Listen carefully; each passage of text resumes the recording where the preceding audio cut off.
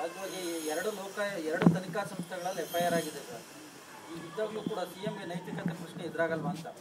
ಅದು ನೋಡೋಣ ಆಮೇಲೆ. ನೈತಿಕತೆ ಯಾವಾಗ ಅಂದ್ರೆ ಸತ್ಯ ಇದ್ದಾಗ, ಅಸತ್ಯ ಇದ್ದಾಗ ನೈತಿಕತೆ ಪ್ರಶ್ನೆ ಎಲ್ಲಿ ಬರುತ್ತೆ? ಇಡಿ ಸಿಬಿಐ ತನಿಖೆಗೆ ಎದುರ್ಕೊಂಡ್ರು ಸಿಎಂ ಅಂತ ಅವರು ಬಿಜೆಪಿ ಏನಾದರೂ ಅವ್ರು ಏನಾದರೂ ಹೇಳ್ಕೊಳ್ಳಿ, ಆದರೆ ಅವರು ಒಂದು ತೀರ್ಮಾನಕ್ಕೆ ಬಂದಿದ್ದಾರೆ. ಹೌದಪ್ಪ, ನಮಗೆ ಈ ಸೈಟ್ ಬೇಡ, ಇಷ್ಟೊಂದು ನೀವು ಗೊಂದಲ ಮಾಡೋದಿದ್ರೆ ನಮ್ಮ ಯಜಮಾನರಿಗೆ ರಾಜಕೀಯವಾಗಿ ನೀವು ತೊಂದರೆ ಮಾಡ್ತಾ ಇದ್ದೀರಾ, ಅದಕ್ಕೆ ನನಗೇನು ಬೇಕಾಗಿಲ್ಲ ಅಂತೇಳಿ ಅವರು ಸರೆಂಡರ್ ಮಾಡಿದ್ದಾರೆ. ಅಲ್ಲ, ಪತ್ನಿಯವ್ರೇನು 60 ಕೋಟಿ ಕೇಳಿಲ್ಲ.